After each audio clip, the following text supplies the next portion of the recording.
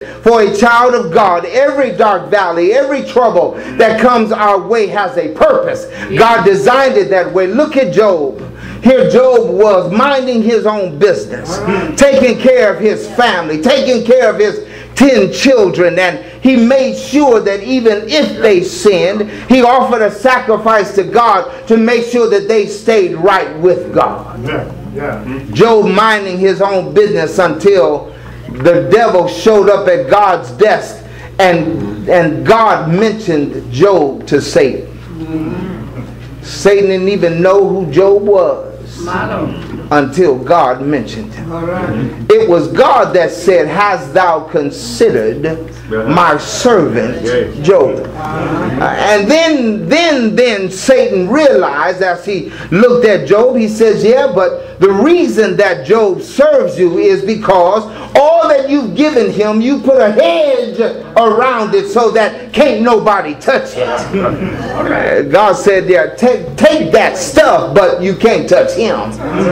Listen, trouble has a purpose for a child of God. It had to come through the desk of God. God had to stamp his approval upon the test, upon the trouble, because listen, God sees what it's going to do. Ooh, Lord Jesus.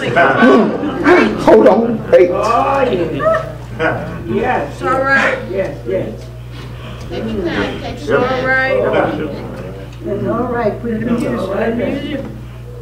He's going to see, God sees what trouble is going to do for us instead of to us. See, God saw Job. He saw the trouble that would come in Job's life, but he saw that it would help Job instead of hurt Job. God has a purpose for our valleys, for our dark times, for our dark troubles in life. I'm so glad that there's a purpose behind it, that God has a reason that he allows what he allows.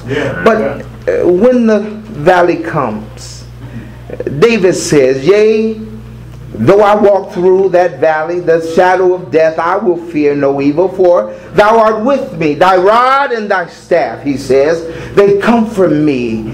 They comfort me. Well, what are you saying, David? That there are some things that you need to do in your dark valley. How do you handle your dark valleys? Because they're coming. It's guaranteed. They're inevitable. They're indiscriminate. They're coming. They're unpredictable. They're coming. What do you do, though? How do you handle them when they come your way? How do you handle the dark times, the dark trouble that knocks on your door, seem to indiscriminately pick out your address? Why are you coming to my house, trouble? Why are you coming here, trouble? Why are you coming there? Why are you bothering my kids, trouble? Why are you bothering my job, trouble? We might ask those questions. Why, though? And what do you do when trouble shows up? When you reach your dark valley? Well, the first thing you need to do, I want you to write this down. This is really what you're going to need. Listen, and it's right here in the 4th verse of the 23rd Psalm. Listen, the first thing you do when your valleys show up, when your dark valleys show up, when you have a dark valley day that shows up, the first thing you do is refuse to fear. Listen, go ahead and put it in your black term. I ain't gonna be scared. I won't be afraid. I'm not going to fear. Look at what David said. Look what David just said in that 4th verse. He says, "I will fear" what? No evil. Listen, when darkness shows up, when dark valley shows up, whether it's the valley of Kidron, or whether it's the valley of Hinnom, or whether it's the valley of trouble, whether it's the valley of calamity, whether it's the valley of bad news, when that valley shows up, the first thing I'm going to resolve is that I ain't going to be scared. I will not fear. David says, "Yea, though I walk through the valley of the shadow of death," he says, "I will fear no evil." I'm not going to be afraid. I'm not going to be afraid because fear, listen, fear takes my focus off of who God is. Fear causes me to look at the size of stuff instead of the size of my God. Fear causes you to take your eyes off of what's really going on and what God is really doing. Fear will make you, listen, fear will make you run from a blessing. Fear will make you run from that which God has already prepared for you. Fear will make you go in the wrong direction. Yeah. All right. When you're scared, you've been scared before, but look at the decisions you make when you're scared. You don't make right judgmental decisions. You don't make justice decisions. You don't make correct decisions when you're scared. When you make a decision out of fear, you make an impulsive decision. And an impulsive decision, you will get down the road and decide you made the wrong one. How many times have you, maybe, I don't know, maybe I'm the only one, picked up a letter that came in the mail, opened it, and read the first line, and the first line scared me, and before you know it, I didn't even read the rest of the letter. Before you know it, I'm on the phone picking up, and why would you send me a letter saying that this and that, and I'm not, and I am not, and fear drove me to it. And then on the other end of the line, they're saying, but Mr. Williams, read the rest of the and when you read the rest of the letter, you say, okay. You see, fear will cause you to make impulsive decisions and wrong decisions. So David says, yea, though I walk through the valley of the shadow of death, I'm not going to be afraid. Make up your mind, when trouble comes, I'm not going to be afraid, because first of all, you need to understand, I'm a child of God. I'm a child of God. Now listen, for a child of God, this gives us peace of mind, because it lets us know, first of all, reminds us of the fact that nothing escaped my God's wisdom. Nothing got past him. Listen, none of us can ever sit there, or don't ever sit there and think, you know what, God didn't know about this one. I bet this one caught him by surprise. No, he knew it was coming. And if you listen, if you walk close enough with him, he'll remind you that I was preparing you for this all along. I mean, have you ever gone through any trouble and you sit there and you look at that trouble and you say, you know what, no wonder that happened. No wonder that happened. While I was going through that, the Lord was getting me ready. The Lord was getting me ready for this trouble. So listen, stop focusing on the size of the trouble, but focus on who God is. When trouble comes, refuse to be afraid.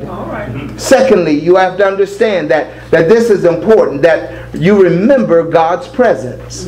In the time of trouble, in the time of your deep, dark valley, remember God's presence. Listen, not his presence, not the stuff he gives you, but himself. Why do you say that? Because look what David said. He says, yea, though I walk through the valley of the shadow of death, I will what? Fear no evil. Why won't you be scared, David? For thou art with me. Yeah, that did it right there. That did it right there.